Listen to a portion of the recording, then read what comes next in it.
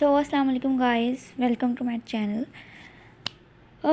Hopefully आप लोग सब बहुत इन्जॉय कर रहे होंगे और मैं भी अब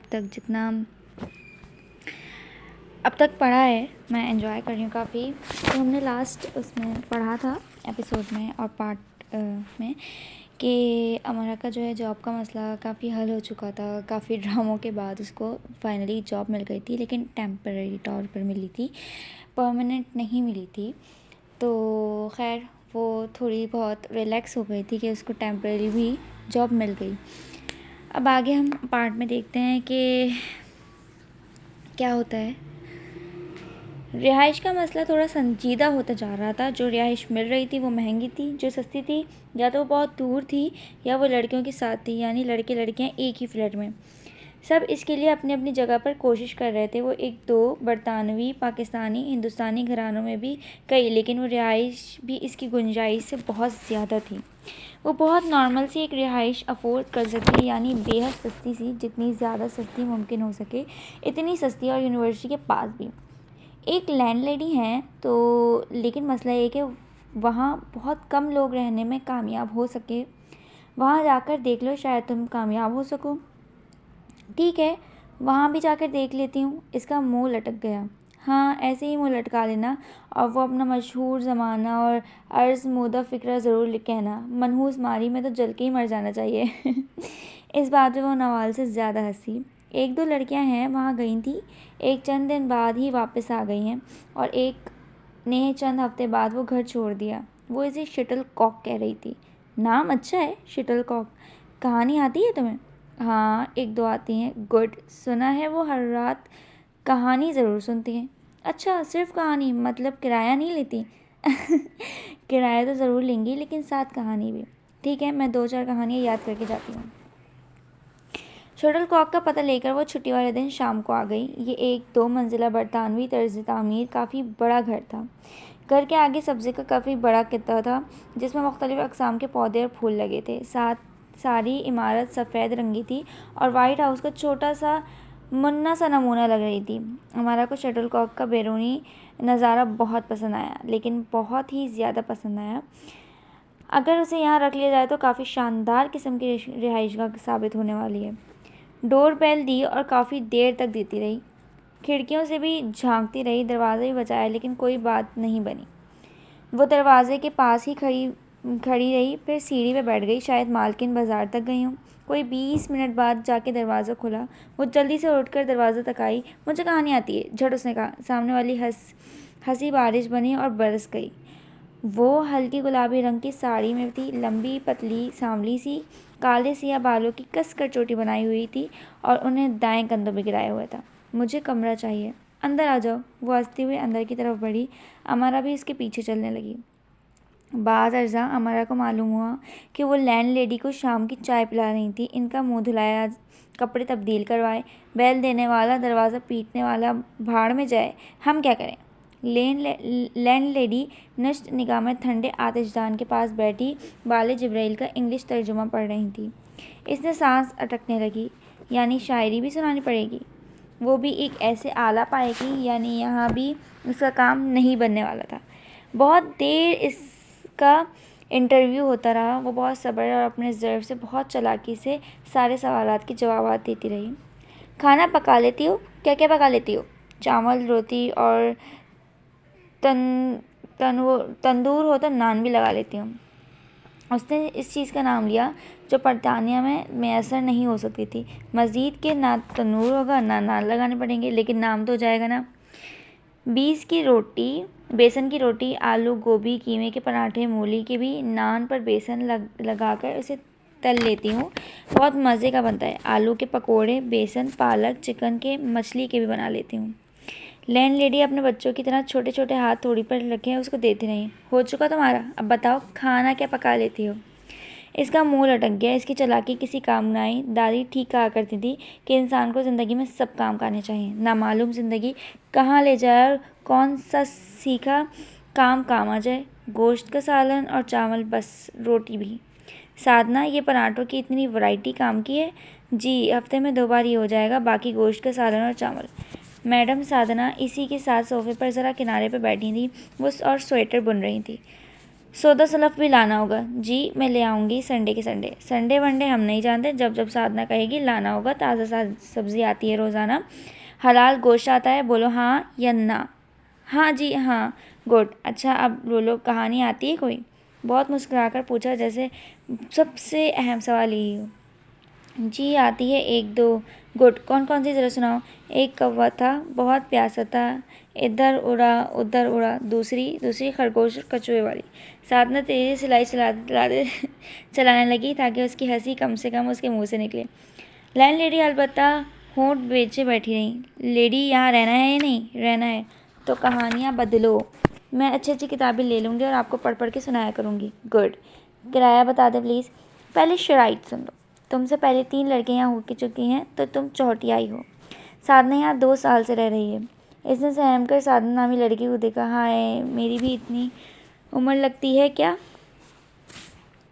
इसने सोचा घर की सफाई करनी होगी, सुबह ही करके जानी होगी। बाकी के कमरे बंद हैं और जितना भी घर इस्तेमाल हो रहा है वो तुम्हें साफ़ करना होगा। खाना बनाना होगा। हफ्ते में 2 दिन पौधों की काट छाँट और लकड़ियों की सफाई। एक हफ्ते तुम मेरे कपड़े लॉन्ड्री करोगे और इस्त्री भी। एक हफ्ते साधना करेगी। जितनी ज़्यादा लड़कियाँ यहाँ रहने आएंगी इतना ही काम कम हो जाएगा। मेरे कमरे का जो सेंट्रल कारपेट है इसे धूप के दिनों में धूप लगवानी होगी। पाकिस्तान में अपने घर का नंबर तुम्हें मुझे देना होगा, क्योंकि अगर मैंने तुम्हें कोई गलत हरकत करते देखी तो फ़ौरन तुम्हारे घर वालों को बताऊंगी। तुम एक मुस्लिम लड़की हो और इसलिए मैं तुम्हारी इसी को वैसी कोई हरकत ना देखूं, वरना मैं तुम्हें फ़ौरन यहाँ से निकाल दूंगी इसी वक्त, चाहे बाहर बर्फ़बारी हो रही हो या तुम नमूनिया के शिकार हो रही हो। तुम्हारे सारे दोस्त यहाँ आ सकते हैं, लेकिन अगर मैंने इन दोस्तों में खराबी देखी तो तुम्हें भी ये जगह छोड़नी होगी। बेशक मैं तुम्हें पूरे इंग्लैंड में कहीं न कहीं जगह ना मिले। गाए बगाए मेरे बच्चे आते रहेंगे। अगर कभी वो एक साथ आ गए तो तुम्हें आर्जी तौर पर कमरा छोड़ना हो पड़ सकता है। तुम साधना के कमरे में रहोगी।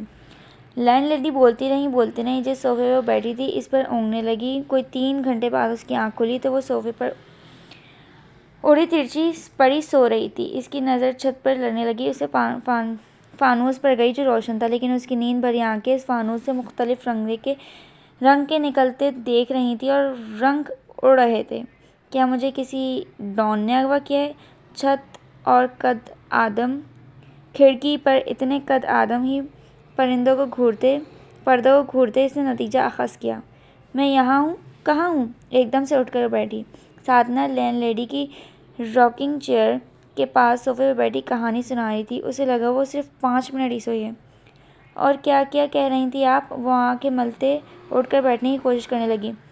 तुम ऐसे ही हर जगह लम लेट हो जाती हो अमरहा। लैंडलेडी हंसकर बोली। अमरहा लफ्ज़ लम लेट पर हैरान हुई। खालिस देसी लफ्ज़ था, यकीनन कोई पाकिस्तानी सिखा कर गया था इन्हें, और इनकी हंसी ऐसी थी जैसे दादा हंस रहे हो, मासूम जैसे। जी आज थकी हुई थी तो जाओ खाना खा लो, किचन में रखा है खाना। जैसे सदियों बाद ये लफ्ज़ सुना था वो जल्दी से किचन में गई और सारे वेजिटेबल राइस और चाइनीज़ फूड हड़प कर गई। काफ़ी बनाई और मग लेकर आ गई। लैंडलेडी उसे देखती रह गई। काफ़ी किससे पूछ के बताई है तुमने? ओह फिर से गलती कर दी उसने।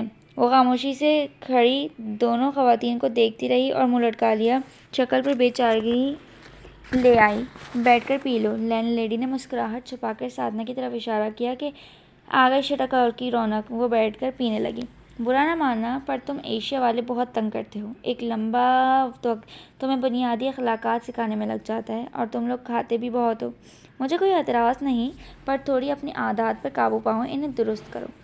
अमरा बड़ी दुखी सी हो गई कि देखो हर जगह पहले लेक्चर सुनने को मिल जाता है और वो भी इसी खामियों पर लबाब हुआ। तुम जाकर सो जाओ साधना, और तुम अमरा मेरे लिए कमरे में ले चलो। वो इन्हें कमरे तक ले आई और दाईं टांग से माजूर थी। घुटने से मसनूई टांग लगी थी। दायां हाथ भी बहुत मुश्किल से हरकत करता था, लेकिन टांग की तरह मफलूज नहीं था। वो एक खूबसूरत खातून थी। उनकी आंखें नीली थीं और नक्शो निगार ऐसे थे कि यह अंदाज़ा लगाने में वक्त नहीं लगाया जा सकता था कि जब वो जवान होंगी तो किस कदर खूबसूरत होंगी।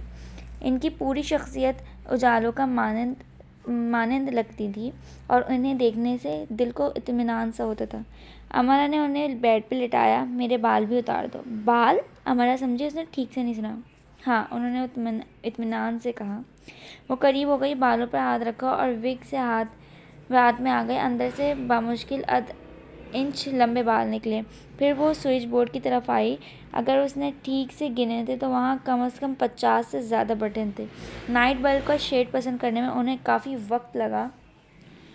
तुम साथ वाले कमरे में सो जाओ, सुबह अपना सामान ले आना, और हाँ, मैं तुम्हें अपने घर में खुशामदीद कहती हूँ। मुझे अजनबी लोगों से इस वक्त ज़्यादा अच्छे लगते हैं जब वो फ़ौरन से अपने हो जाते हैं। खुशी से अमरा की चीख निकल गई। हाँ, उसे इनका अपना बनने में कोई एतराज़ नहीं था, इसलिए भी कि 3 वक्त के खाने के साथ उसे ये जगह बहुत सस्ती पड़ रही थी, और इसलिए भी कि ये जगह एक घर का एहसास दिला रही थी। कमरे में जाने से पहले वो किचन में आ गई और 1 कप और कॉफ़ी बनाने लगी। 1 कप कॉफ़ी की कीमत काउंटर पर रख दी और कमरे में आकर सो गई। दरमियान में उसकी आँख खुली तो उसे अपनी गलती का शदीद एहसास हुआ। उसने फ़ौरन शर्ली को फ़ोन किया। मैं पुलिस को कॉल करने ही जा रही थी कि तुमने हमें परेशान कर दिया।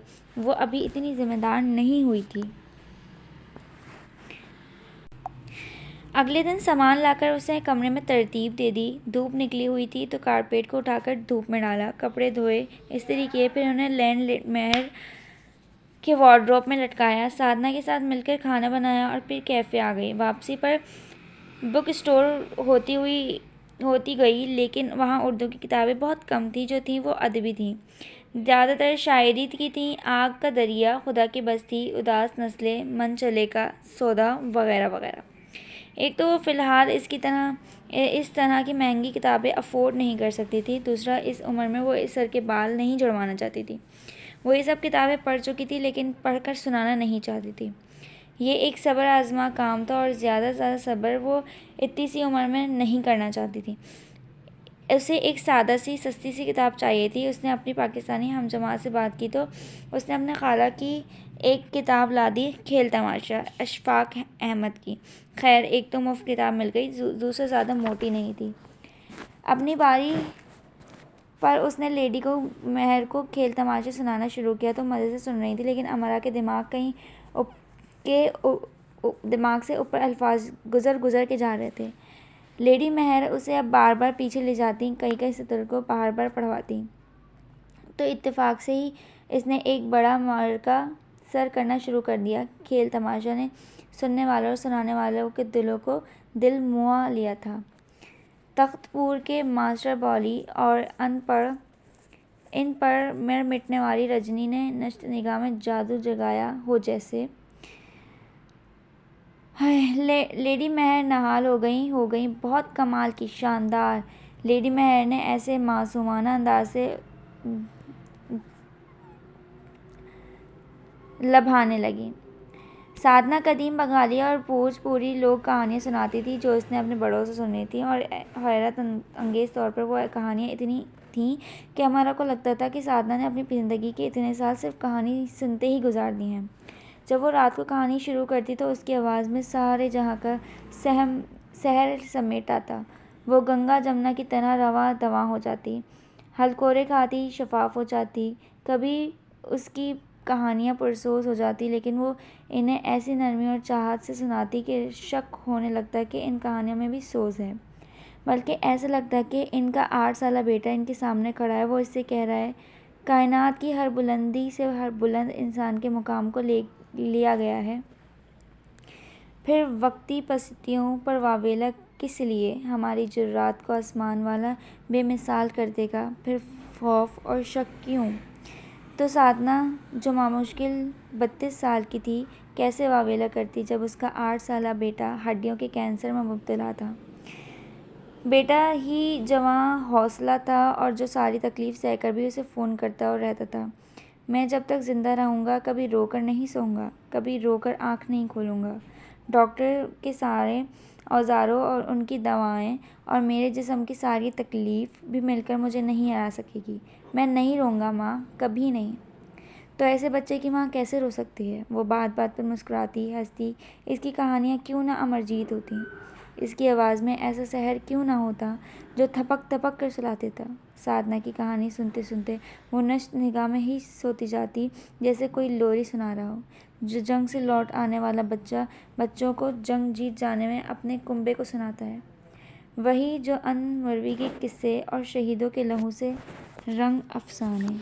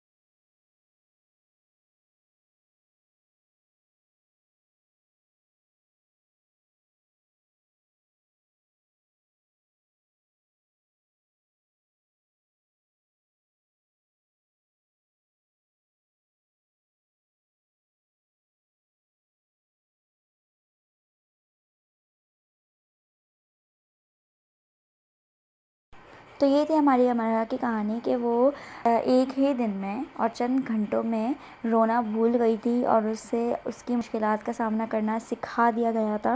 अब हम देखें आगे कि अमरा कैसे अपने हालात को हैंडल करती है। तो हमारे साथ कनेक्टेड रहिए, मुझे सब्सक्राइब करिए ताकि और वीडियोस आपके पास आती रहें। Thank you so much.